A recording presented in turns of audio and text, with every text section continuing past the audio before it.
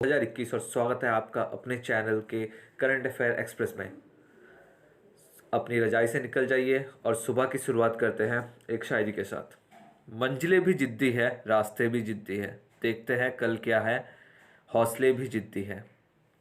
दोस्तों, हौसले अगर जिद्दी है, आप अगर जिद पकड़ लेते हैं कि मुझे ये हासिल करना है और वो सही है, तो आप ज़रूर हासिल करेंगे। और हौसले कितने जिद्दी हो सकते हैं और वो नामुमकिन को भी मुमकिन कर सकते हैं, इसके बारे में आप आखिर में जानेंगे। जुड़े रहिएगा आखिर तक, क्योंकि आखिर में एक बहुत ही अच्छी कहानी आपको बताने वाला हूँ जो रियल लाइफ है, ना कि फिक्शन है, काल्पनिक नहीं है, वो असल ज़िंदगी की कहानी है। बढ़ते हैं आज के पहले सवाल की तरफ। अमेजन कंपनी का नया सीईओ किसे बनाया जाएगा? ऑप्शंस है Jeff Bezos, Greta Edinburgh, Andy Jassy या फिर राघव दयाल। तो इसका सही आंसर है एंडी जेसी। एंडी जेसी कौन है? इन्हें शैडो सीईओ ऑफ अमेजन भी कहा जाता है। मतलब अमेजन के सीईओ इस समय कौन है? Jeff Bezos. इनकी परछाई कहा जाता था एंडी जेसी को। और जेफ बेजोस अब क्या करने वाले हैं? वो सीईओ के पोजीशन से हटेंगे और एंडी जेसी को वो बनाएंगे सीईओ। यहाँ आप एंडी जेसी को देख सकते हैं और पीछे उनके हैं जेफ बेजोस। और जेफ बेजोस के इस समय दुनिया के दूसरे सबसे रिचेस्ट पर्सन है। और साथ ही उनकी और एक कंपनी भी है ब्लू ओरिजिन, जो स्पेस एक्स की तरह ही स्पेस में डील करती है। गंगा एक्सप्रेसवे ये किन दो शहरों के बीच बनाया जाएगा? ये दो शहरें इसके स्टार्टिंग और एंड पॉइंट है, लेकिन बीच में और बहुत से शहर आएंगे। तो ऑप्शन है आपका हरिद्वार से पटना तक, काशी से कोलकाता, मेरठ से प्रयागराज या फिर हरिद्वार से काशी। काशी यहाँ पे बनारस है और इसका सही उत्तर है हरिद्वार से लेके काशी। ये एक बहुत पुराना प्रोजेक्ट है और ये रेगुलर बन रहा है। और आपको बताऊं कि पहले ये बनने वाला था मेरठ से प्रयागराज तक, ये डिसाइड हुआ था कुंभ मेले के टाइम पे। लेकिन अब जब नया बजट आया है उसके मुताबिक ये 600 किलोमीटर का होगा और हरिद्वार से लेके ये काशी तक जाएगा। और ये एक्सप्रेसवे होगा 4 लेन और ये एक्सपेंडेबल होगा 6 लेन तक। मतलब 4 लेन का 4 लेन होगा, लेकिन ज़मीन एक्वायर की जाएगी 6 लेन की, ताकि वो उसे बाद में अगर बढ़ाना हो तो वो बढ़ा सकें। यहाँ आप बहुत ही सुंदर हरिद्वार नगरी को देख सकते हैं। और हरिद्वार और काशी के बीच कॉमन क्या है? गंगा नदी की आरती और घाट, दोनों ही बहुत ही सुंदर शहर है। आप जाएंगे तो आपको महसूस जरूर होगा। बढ़ते अगले सवाल की तरफ। स्टारशिप प्रोजेक्ट ये किस एजेंसी से एसोसिएटेड है? ये किस एजेंसी का प्रोजेक्ट है? अभी ये न्यूज़ में क्यों था? क्योंकि ये स्टारशिप जो इनका रॉकेट था, ये उड़ान भरते वक्त ही ब्लास्ट हो गया था और ये सक्सेसफुल फ्लाइट नहीं ले पाया था। तो इसका ऑप्शंस है NASA, space x, blue origin और इसरो। तो इसका सही आंसर है स्पेस एक्स। ऑप्शन बी इसका सही आंसर है स्पेस एक्स। और स्पेस एक्स की ओनर कौन है? Elon Musk. और नासा भी अभी न्यूज़ में था, कल ही के न्यूज़ में हमने कवर किया था कि भव्य लाल को उनके chief of US space agency staff recruitment का उन्हें चीफ बनाया गया था। किसे? भव्य लाल को। और स्टारशिप प्रोजेक्ट किससे रिलेट करता है? स्पेस एक्स से। ये दूसरा ट्राई था, दूसरी बार भी फेल हुआ है। दोस्तों, आज ब्लूमबर्ग के हिसाब से एलोन मस्क सबसे धनी पर्सन है पूरे विश्व में। लेकिन आप देखिए, एक बार रॉकेट फेल हुआ, दूसरी बार भी फेल हुआ। नॉर्मल लोग क्या करेंगे? छोड़ देंगे ना। हम और आप भी अक्सर छोड़ देते हैं, लेकिन वो छोड़ते नहीं है। आप 2 महीने 1 महीने बाद फिर सुनेंगे कि स्टारशिप प्रोजेक्ट फिर से चालू हो गया है। तो यही बात है, हार नहीं मानते, जो उन्होंने ठाना है वो करके दिखाता है। कहानी ये नहीं थी, कहानी अभी बाकी है। बढ़ते अगले सवाल की तरफ। चौरी चौरा कांड ये किस आंदोलन से एसोसिएट है? ये किस आंदोलन से प्रेरित करता है? तो ऑप्शंस है सिविल डिसोबीडियंस मूवमेंट या फिर असहयोग आंदोलन, भारत छोड़ो आंदोलन या फिर इनमें से कोई नहीं। इसका सही उत्तर है बी, असहयोग आंदोलन, नॉन कॉरपोरेशन मूवमेंट। ये कब लॉन्च हुआ था? ये 4 अगस्त 1920 में शुरू हुआ था। 4 अगस्त 1920 में ये शुरू हुआ था। और चौरी चौरा कांड की अगर हम बात करें, चौरी चौरा कांड कब हुआ था? ये हुआ था 4 फरवरी 1922। 4 फरवरी 1922, जो कि आज का दिन है। आज ही के दिन चौरी चौरा कांड हुआ था। और इसमें क्या हुआ था कि 22 पुलिसकर्मियों को मार दिया गया था चौरी चौरा थाने के अंदर। अब ये हुआ क्यों था दोस्तों? असहयोग आंदोलन की अगर हम बात करें तो ये हुआ था कि असहयोग आंदोलन में हम जो फॉरेन गुड्स हैं, विदेशी वस्तुएं हैं या फिर वो सामान है, जो भी दुकानदार उनमें डील करते हैं उन्हें बॉयकॉट करेंगे, उनका इस्तेमाल नहीं करेंगे। और रूलर्स जो कि हम राज करते थे, ब्रिटिशर्स, उनके राज के अंदर जितने भी नौकरियां करते थे उनको छोड़ने की बात थी, क्योंकि उनको हम उसमें भी मदद नहीं करेंगे, कॉरपोरेट नहीं करेंगे उनके साथ। तो इसी के चलते चौरी चौरा में भी वहाँ के दुकानों में जो भी फॉरेन गुड्स में डील करते थे उनके खिलाफ एक आंदोलन निकाला गया था। और इस आंदोलन में खिलाफत मूवमेंट भी, आपको याद होगा, खिलाफत मूवमेंट भी 1921 से ही कांग्रेस के साथ जुड़ गया था। और ये आंदोलन इसलिए इतना बड़ा हो गया था दोस्तों। जब प्रोसेशन निकाला गया था तो एक सज्जन थे भगवान अहीर, ये ब्रिटिश सोल्जर थे, ब्रिटिश आर्मी में ये सैनिक थे, उनको बहुत बुरी तरीके से मारा गया था। और इसी से रोष हुआ था, क्योंकि वो लोग धरना दे रहे थे, वो किसी को मार नहीं रहे थे, लेकिन उन्हें बहुत बुरी तरीके से मारा था, वो निहत्थे थे। उसके बाद वो धरना देने के लिए फिर से जब जाने लगे गुस्से में, तो पुलिस की फायरिंग में 3 लोगों की मृत्यु हो गई थी। और उसके बाद गुस्से का उबाल उठाया बहुत ज़्यादा, और इसके बाद 22 पुलिसकर्मियों को मार दिया गया था। एक्चुअली जिंदा जला दिया गया था पुलिस थाने के अंदर, क्योंकि पुलिस भाग के चले गए थे थाने के अंदर डर के मारे। यहाँ आप शहीद स्मारक चौरी चौरा में देख सकते हैं, और यह है गोरखपुर डिस्ट्रिक्ट में। बढ़ते अगले सवाल की तरफ। किसे अपॉइंट किया गया है एयरफोर्स चार्ज एडमिन? एयरफोर्स में इंचार्ज एडमिनिस्ट्रेशन किसे अभी अपॉइंट किया गया है? ऑप्शन से air marshal GS Reddy, air marshal Vijay Ranade, air marshal Vikram Singh, air marshal Vijaypal Singh Rana.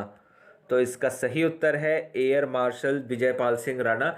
इन्हें नियुक्त किया गया है इंचार्ज ऑफ एडमिनिस्ट्रेशन, जिसे हम शॉर्ट फॉर्म में AOA कहते हैं दोस्तों। अगर बात करें, और एक हैं GS रेड्डी, जो ऑप्शन ए में है, एयर मार्शल GS रेड्डी, इनको भी अपॉइंट किया गया है director general inspector and safety. याद रखिएगा, इंस्पेक्टर एंड सेफ्टी, इन्हें अपॉइंट किया गया है director general inspector and safety. और इंचार्ज ऑफ एडमिन किसे बनाया गया है? Air marshal Vijaypal Singh.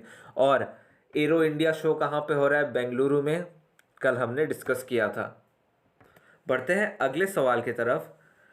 एक नया वेब पोर्टल लॉन्च किया गया है मॉनिटर करने के लिए गोवर्धन परियोजना को। गोवर्धन परियोजना किस मिनिस्ट्री के द्वारा चलाया जाता है, या फिर ये लॉन्च किसके द्वारा किया गया था? ऑप्शन है ministry of agriculture, petroleum ministry, animal husbandry ministry, या फिर जल शक्ति मंत्रालय। तो इसका सही आंसर है ये चारों मंत्रालय। इसके सही आंसर है चारों मंत्रालय मिलके गोवर्धन परियोजना को लागू करते हैं, और ये गोवर्धन परियोजना का दूसरा एडिशन है। बात करें अगर मिनिस्ट्री ऑफ एग्रीकल्चर, हमारे मिनिस्टर कौन है इस मंत्रालय के? ये है नरेंद्र सिंह तोमर। पेट्रोलियम मंत्री कौन है हमारे? धर्मेंद्र प्रधान।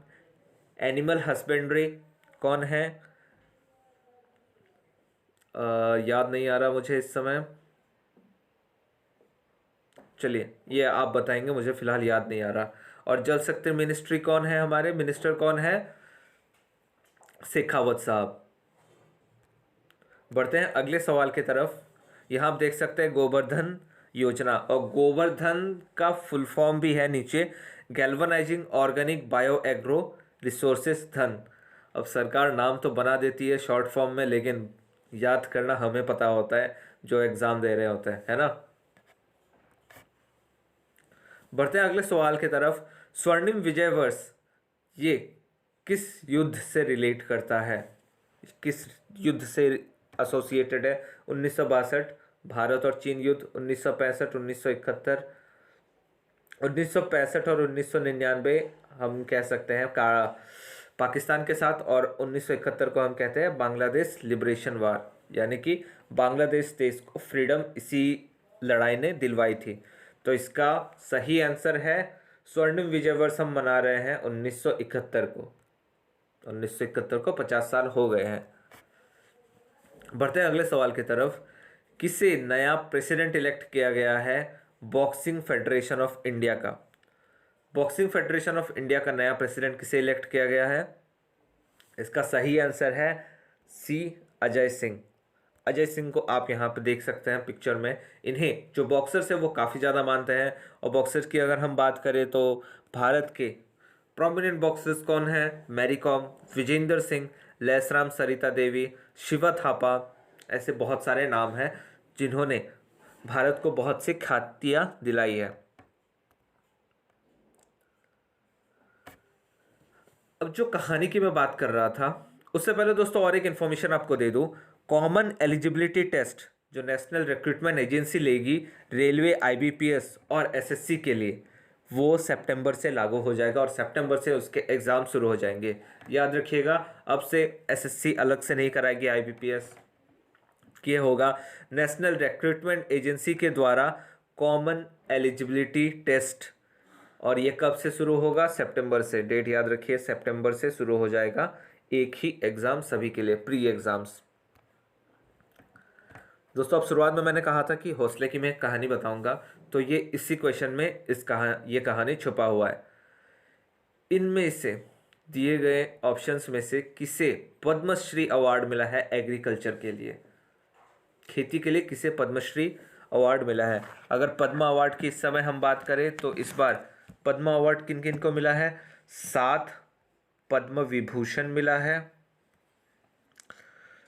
10 पद्म भूषण मिला है और 102 पद्मश्री दिया गया है। 7 पद्म विभूषण, 10 पद्म भूषण और 102 पद्मश्री। और एग्रीकल्चर के लिए इनमें से किसे पद्मश्री दिया गया है? इसका सही आंसर है CR पपम्मल। दोस्तों अब इनकी कहानी कहते हैं। आर पपम्मल है 105 साल की। जी हाँ दोस्तों, यहाँ पिक्चर में देख सकते हैं 105 साल की ये वृद्ध महिला है। ये कोयम्बटूर के थेकमपट्टी विलेज से है। दोस्तों 105 साल की है। आपको लग रहा होगा कि ये काम कैसे करती है। हम अपने आप को नहीं सोच सकते कि हम 105 साल की उम्र में खेती करेंगे जाके, लेकिन ये खेती करती है कितने ज़मीन पे पता है आपको? 2.5 एकड़ की ज़मीन है इनकी, इस पे खेती करती है, और वो भी ऑर्गेनिक फार्मिंग। पहले ये ऑर्गेनिक फार्मिंग नहीं किया करती थी, लेकिन जब उन्होंने पता चला कि जो हम केमिकल्स यूज़ करते हैं वो हमारे मिट्टी के लिए और लोगों की सेहत के लिए, दोनों के लिए हानिकारक है, इन्होंने अपने आप को ऑर्गेनिक फार्मिंग के साथ जोड़ा है। और 105 साल की उम्र में ये थकती नहीं है कभी। सुबह 4 बजे से पहले, सूरज उगने से पहले ही वो उठ जाती है और अपने खेत में पहुंच जाती है, पूरे गांव टहलती है। खेती बाड़ी में वो पूरा अपना सहयोग अभी भी देती है। सहयोग ही नहीं, वो ही मेन लीडिंग है। और बात करें अगर, वो यूनिवर्सिटीज़ के साथ भी जुड़ी हुई हैं और यूनिवर्सिटी विलेज विजिट प्रोग्राम में भी इनके साथ जुड़ा हुआ है। और इन्हें भेजा जाता है दूसरे जगहों में भी, जहां ये जाके फार्मिंग सीखती है और अपने फार्मिंग टेक्निक्स को फ्री में बताती है। और जब से पद्मश्री इन्हें मिला है तो इनके पास बहुत से न्यूज़ रिपोर्टर्स आ रहे हैं। सबको अब जाके पता चल रहा है कि 105 साल की उम्र में आर पपम्मल अम्मा ये खेती करती हैं और ये पूरी सेहतमंद है, इन्हें कोई बीमारी भी नहीं है।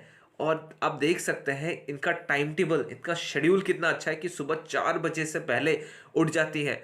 हम सुबह, बहुत लोग अभी न्यूज़ सुनेंगे, करंट अफेयर देख रहे होंगे अपने रजाई के अंदर ही, लेकिन अम्मा अभी तक खेत में काम करके वापस आ चुकी होती है।